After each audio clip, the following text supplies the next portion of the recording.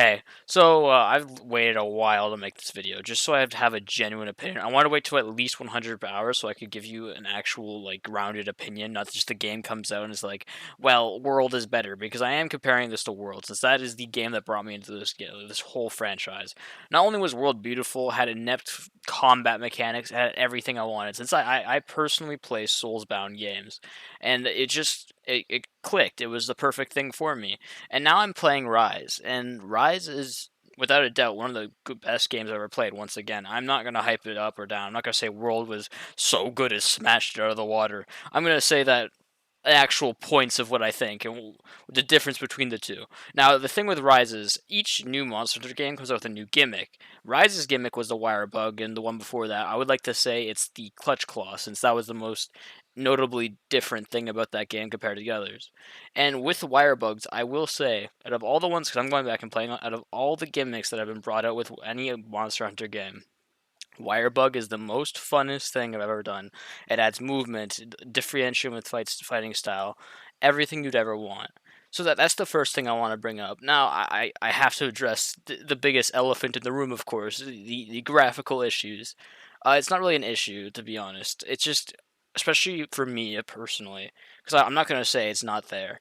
When you go from World, which is one of the most beautiful games I've ever played, like comparable, not I want to say because I played Red Dead. It's not comparable to it, but it has good graphics. You know what I mean? That really crispness. And then you go to Rise, and it's such a downgrade in just quality of graphics. That is like I feel like the main drawing thing that really takes away.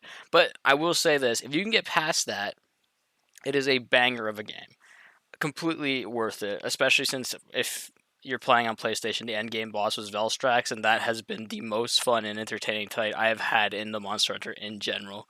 I don't even hyping it up, that's just hands down. Now, I want to also say that Rise also has, I want to say, it's not as well made of a story as World. I hear from through the grapevine, of course, because I've done a few streams, that when Sunbreak comes out, Sunbreak's story is actually really good, really in depth, and has a lot more meat and potatoes, so to speak, in it. But I will say, World's story absolutely slaps. It is much more well made compared to Rise's. It just doesn't feel Rise. It didn't click with me. Of course, this is opinion. You can disagree with me. It's just what I think personally. I will say though, gameplay wise, I did enjoy it a lot more. I feel like there's a lot more smoothness with it, just because it's on the older one. I feel like it shouldn't be like that since World, but it felt smoother to me at least. I know it doesn't make sense since the better graphics usually means that you have a more range of motion, therefore better movements in general. So at that, I would like to say after all of this, at 100 hours, Monster Hunter Rise is definitely up there. I'm not gonna say. I'm gonna tell you right now before this video ends. Personally, I have sunk 2,000 hours into World and only 100 in the Rise, so it's kind of a little bit of a biased opinion. But I'm gonna say I enjoyed World more for right now. Of course, I don't know. Maybe Sunbreak comes out and I am just so blown out of the water that it just wow, that is amazing. I can't believe it. But I will say this: I enjoyed Rise's combat system much more than Worlds.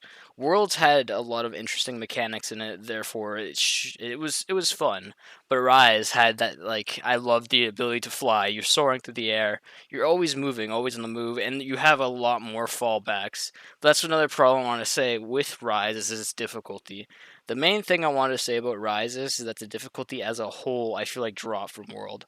Rise's difficulty, I don't know. I think I'm gonna say it has something to do with monster riding because I feel like monster riding sinks so much damage in the monster and it's so easy to do. Like you can do it multiple times in a fight and it makes just hunts negligible. Like, at least in the early game because they do absurd amount of damage. I feel like it weren't for monster riding, which I will say, Monster Hunter, like the monster riding in general, I absolutely love it. I don't want to take it away. I just feel like it should do a less damage because I feel like it's a little bit overpowering towards like actual gameplay as a whole. Whereas Worlds like Clutch Claw Smasher to the wall, it would do a wee bit of damage, but it would knock it down and that's it. It wouldn't be continuously attacking and a knockdown. So I feel like you shouldn't have both, so to speak. Just that's just my opinion. So I just finishing up though. Monster Hunter Rise, I feel like has a place up there. Like it's definitely one of my favorite Monster Hunter because I'm playing through Generations, and I'm going back really far back to the original Monster Hunter just to play it because I want to see how janky it is, and then I want to play the one with underwater combat, and then I'll make a whole tier list, just so I can like define what I think is the best. But overall, I want to say Rise is at least my second favorite Monster Hunter game, and I've played four so far, and that goes to saying a lot. The only thing I would like to say is that I think I like the other game just a little bit less, but only because it gets carried by Gormagala, because Gormagala is like literally my favorite monster. I've only fought it once, and I absolutely cannot wait to see that in World. I've actually made a video on Gormagala. If you want to go check that out, go check it out. I'll put it in like the comment section. But other than that, like I said, absolutely banger of a game. But I will say this: the Monster Hunter Rise is a lower price, and I think that is the price it was sold for was completely justifiable. Like it wasn't $90; it was a pretty reasonable price plus DLC. But the DLC adds a lot, so I'm not gonna say go back and forth. But it wasn't like World quality, so World got sold for $80, whereas Rise got sold for 45. I think it was 50 actually. And just yeah, overall, it was a fantastic game. Definitely worth the buy if you're a big fan of the Monster Hunter franchise or just Souls in general. Because as a Souls fan, it just really came to me. It spoke to me, so to speak. It was still a very interesting game to me, and it definitely carries its own. It's not a bad game whatsoever. If you're worried about graphics, do not let that deter you. It is an amazing game. Absolutely. In the beginning, even myself, because it came out on Switch first, I'm not gonna say anything about that.